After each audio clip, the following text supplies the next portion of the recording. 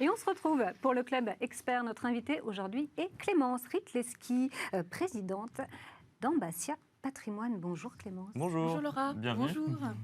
Alors c'est vrai que souvent quand on pense que la prévoyance couvre de nombreux risques et notamment les solutions de retraite supplémentaires qui permettent de mieux anticiper l'après-retraite, ça c'est une chose, mais qu'en est-il exactement ?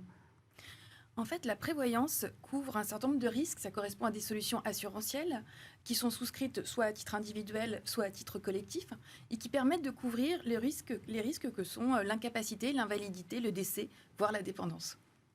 Et alors, lorsqu'on est cadre, on est forcément bien couvert aujourd'hui ? Mais pas nécessairement, en fait. C'est pas un D'accord. synonyme. C'est-à-dire que la Convention collective nationale des cadres de 1947 a institué une couverture visant à couvrir majoritairement le décès. Mhm. Mais en réalité, tout dépend. Certains chefs d'entreprise n'ont pas mis en place cette garantie obligatoire. Et du coup, les cadres se retrouvent mal couverts. Et le risque dans ce cas-là, c'est que la société soit obligée de verser une somme correspondant à 3 plafonds sécu à ses ayants droit si elle n'a pas respecté cette règle. Alors, les professions libérales sont beaucoup mieux couvertes depuis le 1er juillet. Qu'en est-il exactement ? Alors, effectivement, la CNVPL, qui régit la totalité des professions libérales hors avocat, a mis en place, et c'est extrêmement novateur, une garantie qui couvre les professions libérales à partir de 3 jours, avec un délai de carence de 3 jours, jusqu'à 90 jours. Mais au-delà, si le régime social dont elles dépendent ne prévoit pas de garantie, elles ne sont pas couvertes. Donc, c'est-à-dire, je vous donne un exemple, Bien sûr, oui. ouais. notamment les huissiers de justice, les pharmaciens, par exemple, ne sont pas couverts, ainsi que les cotisants à la CIPAV, donc ce qu'on appelle les conseils au sens large, ne sont pas couverts au-delà de 90 jours. Donc, s'ils n'ont pas prévu de garantie supplémentaire, eh bien, il n'y a rien. D'où l'intérêt de faire appel à des contrats de prévoyance, si je comprends bien. Absolument. Et alors, quand on veut faire appel à un contrat de prévoyance, comment ça se passe ? C'est la même chose pour un vétérinaire, pour un huissier de justice ou autre ? C'est standardisé ? Pas du tout. Ça D'accord. n'est pas standardisé. On peut tout à fait faire du sur-mesure. Chaque situation est différente. Donc, selon que vous êtes Entreprise libérale, enfin, c'est ça ? selon que vous êtes Salarié, entreprise libérale ? alors, selon que vous êtes, entreprise libérale ou salarié, effectivement, ça ne se passe pas de la même façon. D'accord. En fonction des professions, il y a aussi des disparités, mais c'est surtout, en fait, votre statut familial qui fait que les contrats vont être différents. Un célibataire n'a pas les mêmes besoins qu'une personne qui a 4 enfants et dont le conjoint, par exemple, ne travaille pas. Bien sûr. Il faut s'adapter en faisant du sur-mesure pour faire en sorte que les gens soient bien couverts en fonction de leurs besoins réels et Bien de leur sûr, situation ouais. familiale. Et est-ce que le contrat de prévoyance est soumis à un questionnaire de santé ? Alors, le contrat de prévoyance est quasi systématiquement soumis à un questionnaire de santé, à quelques exceptions près. Effectivement, pour des collèges de salariés, certaines compagnies d'assurance excluent, compte tenu du nombre et de la mutualisation du risque, ce questionnaire. Mais la plupart du temps, et c'est systématique en individuel, le questionnaire de santé est requis. Alors, quels sont, selon vous, les enjeux de la dépendance ? Alors, la dépendance, en fait, c'est un vaste sujet. Aujourd'hui, l'INSEE a donné ses chiffres récemment. En 2021, l'espérance de vie en bonne santé est de 63 ans. D'accord. En revanche, elle dit bien que l'espérance de vie pour un homme est de 79 ans et pour une femme de 85 ans. Donc, on voit bien qu'il y a un delta colossal. Absolument. Le taux d'équipement, aujourd'hui, est très faible.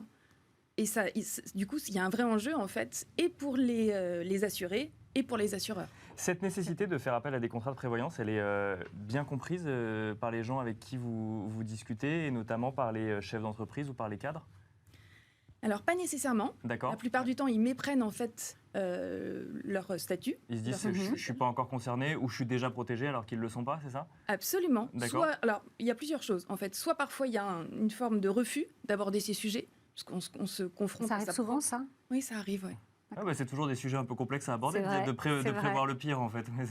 Exactement, on se confronte à son propre décès ou à une situation difficile liée à la maladie.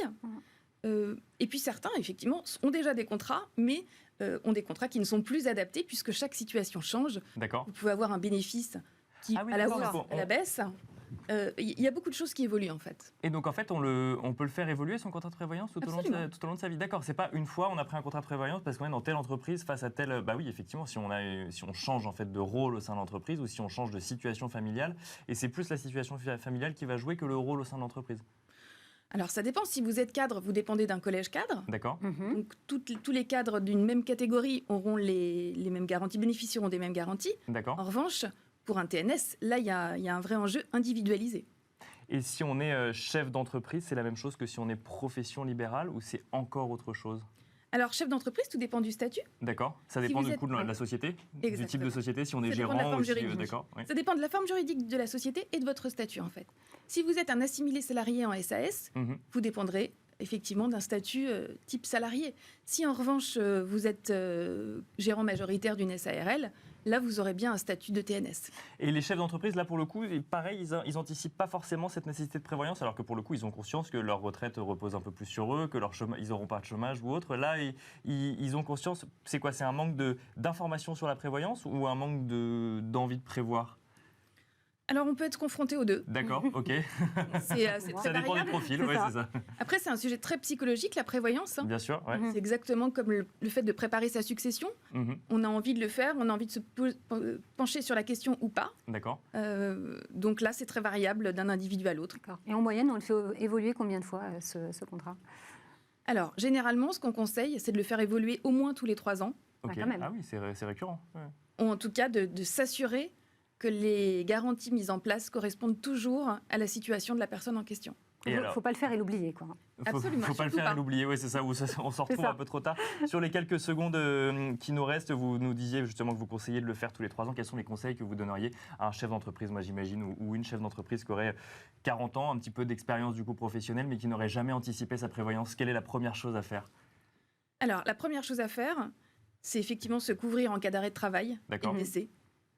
C'est la première chose.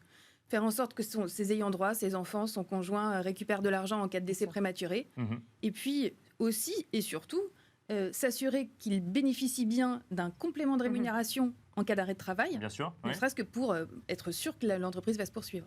Que pour l'entreprise. Ah oui, que l'entreprise va se poursuivre et que Bien sûr. la personne pourra quand même continuer à vivre, quel Bien que sûr, soit c'est ça. l'accident de vie qu'on n'a pas envie d'imaginer, mais qui pourrait arriver. Merci beaucoup Clémence Rytlewski Merci, Clémence. pour nous avoir détaillé du coup comment protéger son patrimoine et ses revenus. Je rappelle que vous êtes présidente d'Ambassia Patrimoine. C'est déjà la fin de Smart Patrimoine. Encore un plaisir de l'animer à vos côtés, Laura. Toujours un plaisir, Nicolas. Et merci à vous également de nous avoir suivis. On se donne rendez-vous la semaine prochaine, lundi prochain, pour un nouveau numéro de Smart Patrimoine. Bon week-end. Merci beaucoup.